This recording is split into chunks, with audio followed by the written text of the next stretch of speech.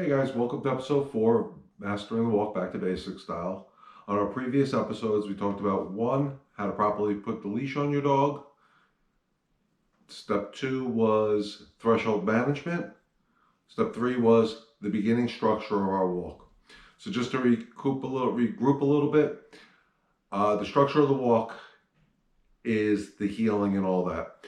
And I'm going to use my magic hour for our walk. So the first 20 minutes of our walk after we got out the door was heeling. Staying by my side, staying with me, not smelling, not doing, we're in travel mode. Period, end of discussion. It's real important to reiterate that if you have an hour dedicated to your walk and you're going to break the walk down to thirds, like I said, so it'll be 20 minutes of structure, 20 minutes of recess, which we're going to discuss in today's episode, and then back to 20 minutes of structure. The recess period that we're going to talk about today is shorter in duration than the whole entire walk. It's real important. You want the structure to be outweighing the recess. Same way if you think about, again, elementary school or school in general, it's classroom, lunch/recess, classroom. So we're going to talk about the recess for the dog. What do I mean by that? What do I mean by that is very simple. That's where I'm going to allow the dog to have that 6-foot leash, smell, pee, poop, do whatever he or she wants to do at that point. The dog you can make 2 decisions during that time. 1, you can follow your dog. 2, you can plant your feet on the ground and give whatever the radius is around you. Your decision, it doesn't matter, whatever you're comfortable with. A couple things I will go over on recess. The first is a public announcement, which I always talk about, is please, if your dog poops in public, please clean it up. It's real important, guys. I'm tired of seeing people walking their dogs just because they're in a wooded area on the side of the road. They don't think they have to clean it up. Please clean up after your dogs. The other thing is there's still rules during recess. And if you think about it, again, go back to elementary school when we were outside playing ball and all that stuff, recess had recess monitors outside. Why? Because play becomes too rough and that's where trouble begins.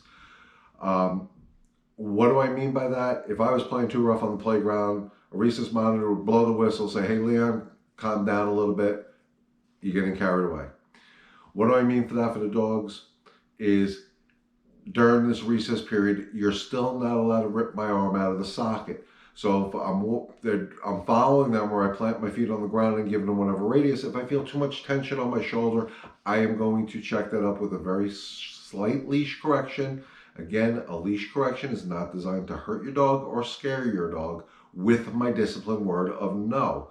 I need them to understand that if they feel that much pressure, I want them to eventually put 2 and 2 together and say, oh, I'm at the end of my rope. This is as much as I'm allowed to pull. Let me slow my roll.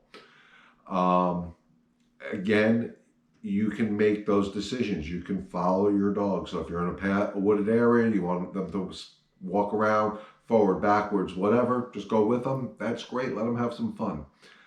The recess is very important to them. They do need it. But what I am going to say is if you have a dog that is horrible on the walk, who needs more structure than recess, and you know they went to the bathroom in your yard, they peed, they pooped, they did all that, you may not want to give a recess and just do that full hour of structure.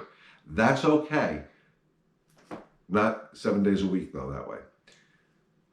During the training period where you really want them to be bulletproof for that good structured walk, that off-leash experience with a leash, maybe we don't allow them to have recess at that point. And that's okay. Again, you're allowed to make those decisions.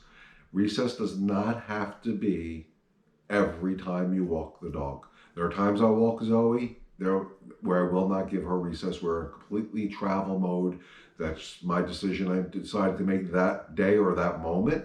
That's okay. She's not worse for wear.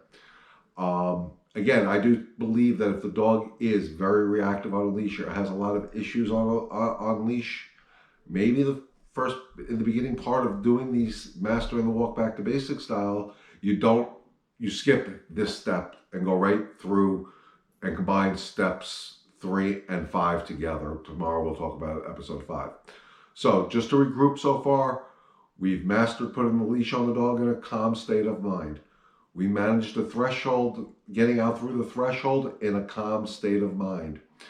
We did our walk, our structured walk, in a calm state of mind. And we also allow recess with a calm state of mind. We didn't let recess get too overly excited. Again, it always comes back to the same thing. Reward the state of mind that you prefer, which is a calm state of mind. Tomorrow's episode will be the wrap up of this, and what that will be bringing the dog back home in the same structure we left at. Till then, have a great night. Remember, no anger, no frustration, no nonsense, and we'll see you tomorrow, guys. Have a great evening. Hey guys, okay, so here we're going to talk about the fourth stage of mastering the walk, which is the recess point. We did our first three stages, getting the leash on, threshold management, and the structure of the walk getting to this point. So now we're going to bring Zoe over to where she's allowed to use the restroom, the smell, the pee, the poop, and all that, and we'll go over some details, and she'll be allowed to be not at a heel at that point because it's a decision I made to allow her to smell. So here I can give her the full leash. She can do whatever she wants within reason. And when I say within reason, if she starts pulling me too hard, nope, I'm going to check her up.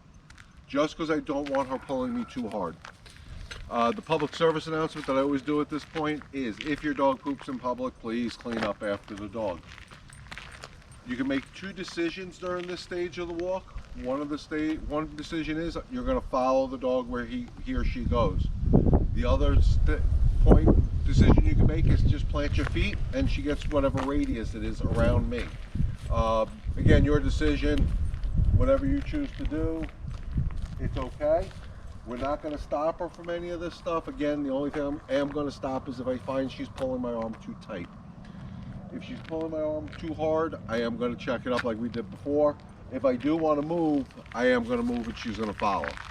I don't like staying in one place too long.